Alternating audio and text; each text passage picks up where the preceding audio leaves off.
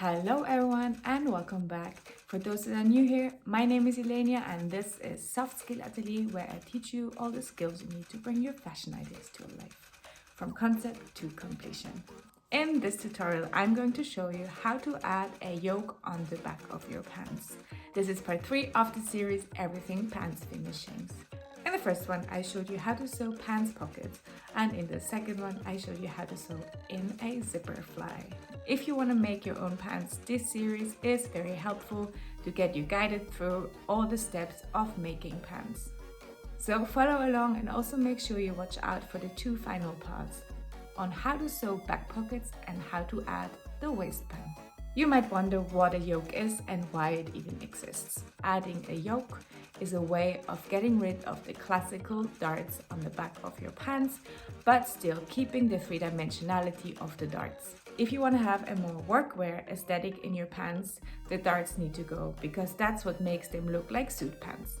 But it is not a simply aesthetical change, because a yoke seam is double stitched and therefore way more durable than normal darts.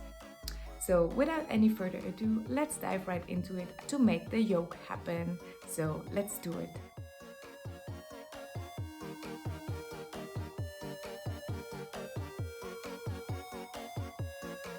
As I mentioned already before, the yoke is here to replace and remove the back dart.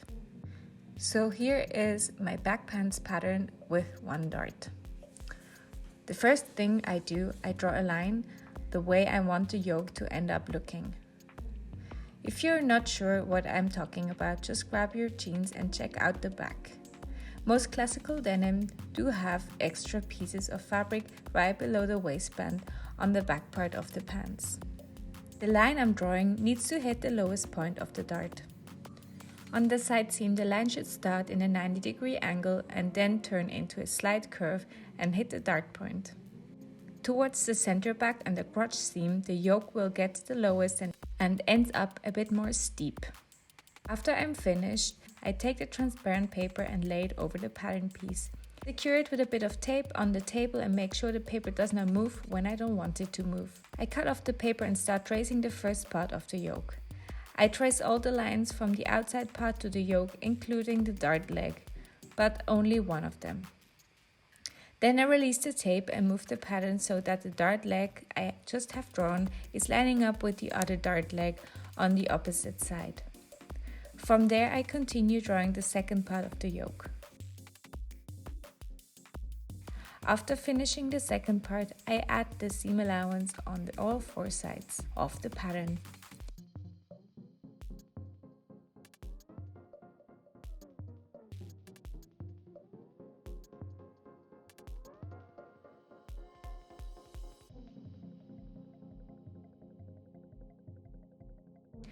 Moving on to the lower part of the pants.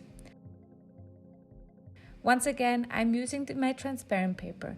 Mine is not quite wide enough, so I add a tiny bit of extra paper for the crotch area of the pants. Copy the pants from the yoke line we have just drawn and add seam allowance on all sides. Then it's time to cut out the pants pattern paper as well. As soon as I have the 2 pattern pieces ready, I pin them on my fabric, making sure the fabric is double layered. In my case, I have a ribbed curdery fabric and I want to work with the structure. So I decided I want the lines running vertically down the leg. But as a visual contrast, the yoke should have horizontal stripes. And this is how I placed the pieces on the fabric. I secured them with pins and cut them out. Now that all pieces are cut out, we are ready to assemble them. Important here is that the 2 sides get first assembled individually and only after will be sewn together in the center back. I pin the 2 yoke pieces to the 2 pant sides, making sure the longer side of the yoke goes to the center back side and the shorter yoke side goes to the side seam. And then it's time sewing the 2 pieces together.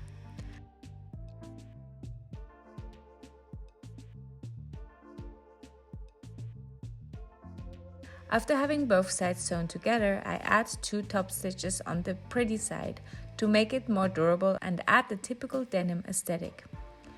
The first stitch line is right on the seam edge and the second stitch line is half a sewing foot next to it. Now I sew the two sides together on the crotch seam, making sure the two yoke seams really line up with each other. After pinning the two sides together, I sew like always 1 cm next to the edge of the fabric. Then I move the seam allowance to one side and again sew 2 top stitches on top of the pretty fabric side.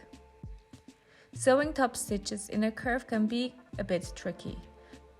So keep in mind that you should always stop after a few stitches to readjust and check whether the seam allowance is still properly folded to one side.